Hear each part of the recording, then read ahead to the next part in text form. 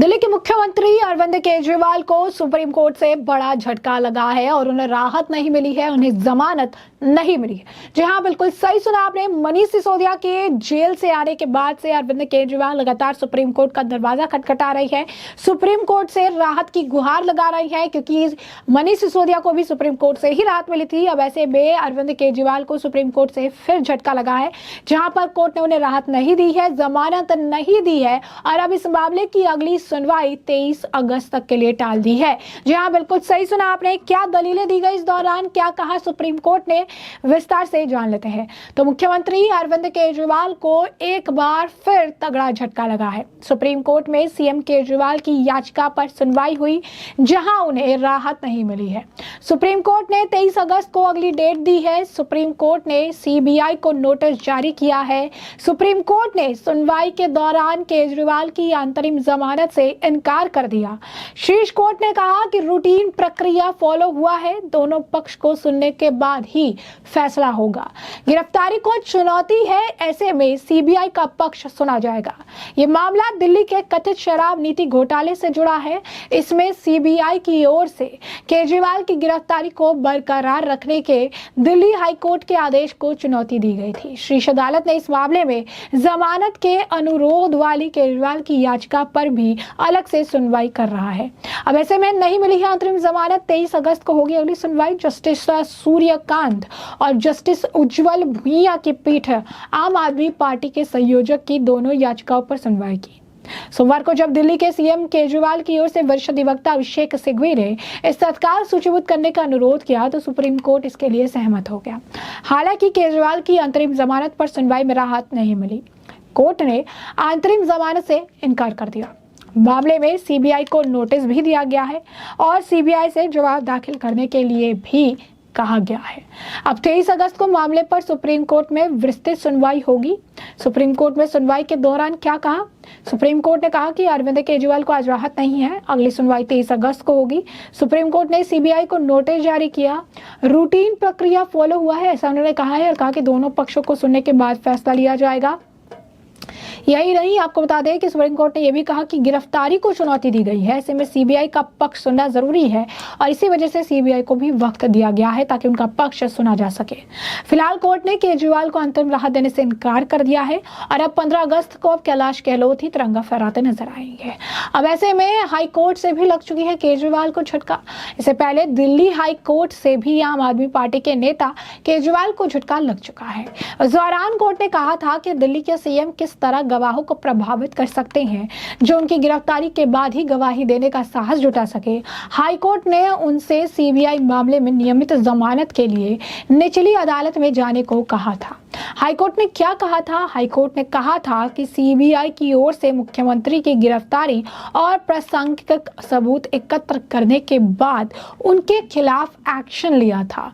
ये नहीं कहा जा सकता कि यह बिना किसी उचित कारण के या अवैध था। इसमें कहा गया था कि केजरीवाल कोई साधारण नागरिक नहीं है, बल्कि मैग्साइसाई पुरस्कार विजेता और आम आदमी पार्टी के संयोजक है।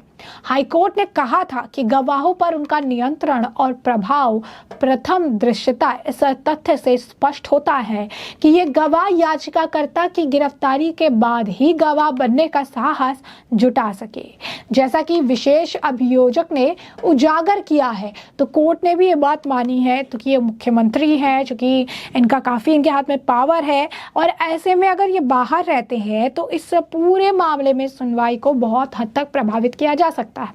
और यही कारण है कि उन्होंने साफ तौर पर यह बात कही है कि गवाहों को तोड़ मोड़ ना किया जाए, गवाहों के साथ किसी तरीके से अगर आप कहेंगे कोई दिक्कत ना हो। इस वजह से भी अरविंद केजरीवाल की गिरफ्तारी इस मामले में ज़रूरी थी, क्योंकि एक बहुत पावरफुल व्यक्ति है, दिल्ली का मुख्यमंत्री है और ऐसे में उसके लिए यह मुश्किलों भरा हो सकता है। अगर कोई गवाह बनता है तो उसके लिए इस वजह से ही जो गवाह भी बना है उसने तभी साहस जुटाया जब अरविंद केजरीवाल जेल की सलाखों के पीछे गए, वरना उसे भी गवाह देने में या गवाही देने में मुश्किलों का सामना करना पड़ सकता था। अब ऐसे में कोर्ट ने इस मामले मामले में पूरी तरीके से जो है अपनी बात कही है। कोर्ट ने कहा है कि इस मामले पर जो सुनवाई होगी और उन्होंने समय जो है इसे लेकर अरविंद केजरीवाल के साथ साथ जो है कहीं ना कहीं राहत तो नहीं दी है, लेकिन अब समय जो है सीबीआई को दे दिया है। उन्होंने कहा है कि सीबीआई का पक्ष सुनना इस मामले में बेहद ज्यादा जरूरी है और इसी वजह से अरविंद केजरीवाल को अब जमानत नहीं दी जा सकती है, क्योंकि अरविंद केजरीवाल बाहर गवाहों को भी प्रभावित करने का पूरा जो सामर्थ्य है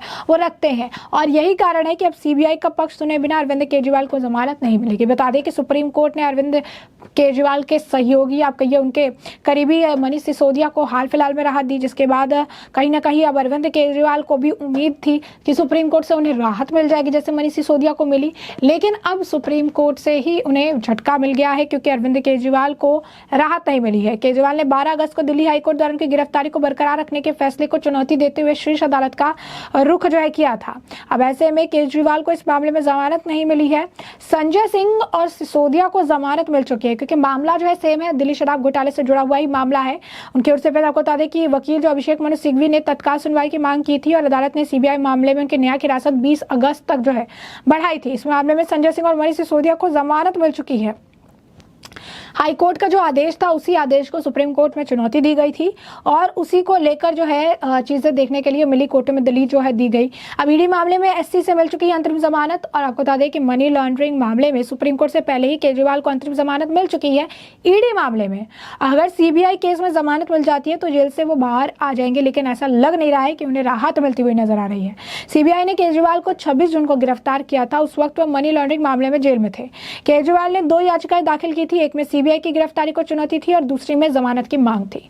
और एक तरफ जो है अरविंद केजरीवाल ने जो सीबीआई की गिरफ्तारी को चुनौती दी थी उस वाले मामले में कोर्ट ने कहा है कि सीबीआई का पक्ष सुने बिना केजरीवाल को इस मामले में राहत नहीं दी जा सकती है, इसीलिए 23 अगस्त का वक्त दिया गया है ताकि सीबीआई अपने जो है अपनी दलील, अपना पक्ष रख सके और जो जमानत की मांग थी, जो दूसरी याचिका थी जमानत की मांग को, उसे खारिज कर दिया गया है और अरविंद केजरीवाल को जमानत देने से इनकार जो है कर दिया गया है। तो ऐसे में आप साफ तौर पर देख सकते हैं किस तरीके से दिल्ली के मुख्यमंत्री अरविंद केजरीवाल को भी अब काफी लंबा वक्त जो है तिहाड़ जेल में हो चुका है। ईडी मामले में राहत मिली तो सीबीआई ने गिरफ्तार कर लिया और अब सीबीआई मामले में भी लंबा समय हो चुका है, राहत नहीं मिल रही है और कोर्ट में भी अब वो दिल्ली हाई कोर्ट गए, निचली अदालत गए और अब आखिरकार जो है सुप्रीम कोर्ट में गए क्योंकि दिल्ली हाई कोर्ट ने उन्हें राहत नहीं दी थी बल्कि उनकी जो हिरासत है वो 20 अगस्त तक के लिए बढ़ा दी गई थी। अब 2 याचिकाएं डाली गई। एक पहला याचिका ये डाला गया कि सीबीआई ने जो उन्हें गिरफ्तार किया है वो गिरफ्तारी गलत है और दूसरी जमानत की मांग की गई।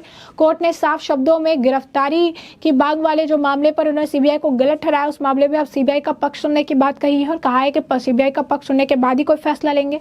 23 अगस्त का डेट सूचीबद्ध किया है और इस मामले पर जो है 23 अगस्त को सुनवाई होगी। दूसरी तरफ जमानत की जो मांग की गई थी उसे कोर्ट द्वारा खारिज कर दिया गया है और कोर्ट ने जमानत देने से इनकार कर दिया है, अरविंद केजरीवाल को राहत देने से इनकार कर दिया है। अब मामले की अगली सुनवाई 23 अगस्त को होगी, तभी पता चलेगा कि अरविंद केजरीवाल को और लंबा समय तिहाड़ में बिताना है या फिर वो बाहर आ पाएंगे। अब ये देखना दिलचस्प होगा कि आने वाले समय के साथ क्या संजय सिंह, मनीष सिसोदिया की तरह अरविंद केजरीवाल को जमानत मिलती है या फिर मनीष सिसोदिया की तरह ही अभी और लंबा समय तिहाड़ जेल में अरविंद केजरीवाल को बिताना पड़ेगा। इससे हम आपको रखेंगे अपडेटेड। फिलहाल के लिए हमने आपको जो पूरा मामला है ये बड़े विस्तार से बताया कि पूरा मामला क्या है। इस मामले पर अब आपकी जो राय हो कमेंट सेक्शन में कमेंट करके हमें जरूर साझा करिएगा। धन्यवाद।